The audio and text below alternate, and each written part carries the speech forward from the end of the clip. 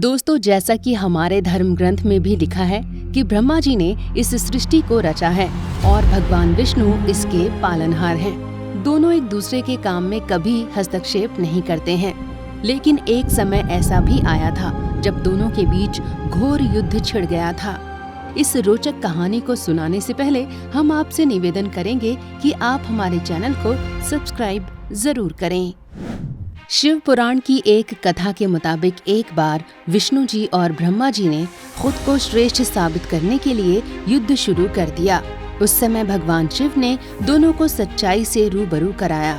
दरअसल हुआ यूं कि पूर्व काल में समस्त संसार में प्रलय होने के बाद भगवान विष्णु शेष शैया पर सो गए। उस वक्त जगत पिता ब्रह्मा जी उनके पास आए और उन्हें मारकर जगाने लगे और बोले, तुम हो कौन? ऐसा सुनकर भगवान विष्णु उठे और क्रोध आने पर भी उन्होंने नम्रता के साथ कहा कि आप कौन हैं और कहां से आए हैं। विष्णु जी के ऐसा कहने पर ब्रह्मा जी ने कहा, मा जानासि किं नाथं प्रपंचो यस्य मे कृतिः त्रिधात्मानं विभज्येदं सृष्ट्वाथ परिपाल्यते संहरामि न मे कश्चित् स्रष्टा जगति विद्यते। अर्थात क्या तू मुझे नहीं जानता? मैं ही सबका स्वामी हूँ और ये सारा संसार और जो भी प्रपंच इस जगत में होता है वो सब मेरे द्वारा ही बनाए जाते हैं। मैं खुद को 3 रूपों में बदलकर इस संसार की रचना करता हूँ और इसका पालन भी करता हूँ और फिर मैं ही इसके अंत का कारण भी बनता हूँ। मेरे द्वारा बनाई गई सृष्टि का कोई और पालन कर ही नहीं सकता। ब्रह्मा जी के ऐसा कहने पर भगवान विष्णु कहते हैं कि मैं ही इस संसार का आदिकर्ता और इस संसार का पालन पोषण करने वाला हूँ। समय आने पर इस संपूर्ण जगत का संहार भी मैं ही कर देता हूँ।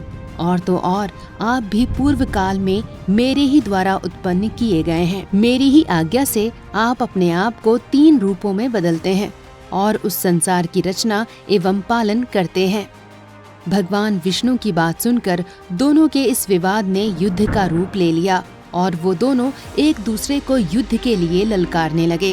बस फिर क्या था, दोनों के बीच घूंसे चलने लगे और दोनों भयानक दुश्मनों की तरह लड़ने लगे। इसी बीच वहाँ पर एक बहुत ही विशाल और अद्भुत ज्योतिर्लिंग प्रकट हुआ।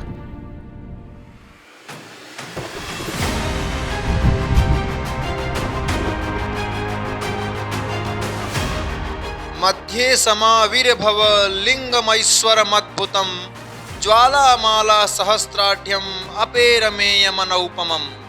ये ज्योतिर्लिंग हजारों ज्वालामुखियों से भी बड़ा था। इसका अंत हो ही नहीं सकता था और इसके आरंभ और अंत का पता भी नहीं लगाया जा सकता था। ऐसे में दोनों के बीच तय हुआ कि जो भी इसके बारे में पता लगाएगा वही श्रेष्ठ कहलाएगा।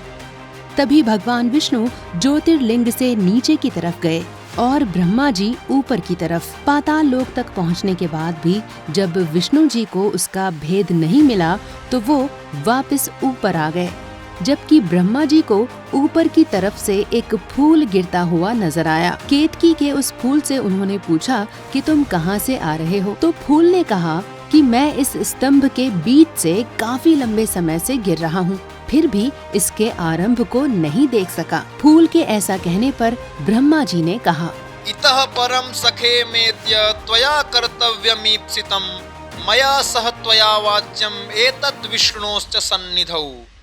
हे मित्र, मेरी इच्छा है कि तुम मेरा एक काम कर दो। विष्णु के पास चलकर तुम्हें सिर्फ इतना कहना है कि ब्रह्मा ने इस स्तंभ का अंत देख लिया है। और ऐसा ही केतकी ने जाकर भगवान विष्णु से कह भी दिया। विष्णु जी ने भी विश्वास के साथ ब्रह्मा जी की पूजा की और उनको श्रेष्ठ मान लिया।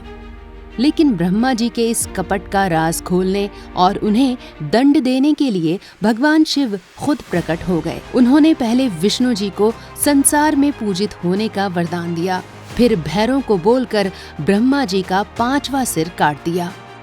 इसके बाद शिव ने ब्रह्मदेव से कहा कि श्रेष्ठ बनने के चक्कर में तुम कपटी बन गए, इसलिए संसार में तुम्हारा कोई सत्कार नहीं होगा और तुम्हारे लिए किसी का भाव भगवान की तरह नहीं होगा। केतकी के फूल को दंड के रूप में भगवान शिव ने किसी भी पूजा का हिस्सा न बनने का शाप दिया। इसके बाद से ही कहीं भी ब्रह्मा जी की पूजा नहीं होती और आज भी केतकी के फूल को किसी भी पूजा में शामिल नहीं किया जाता। धन्यवाद।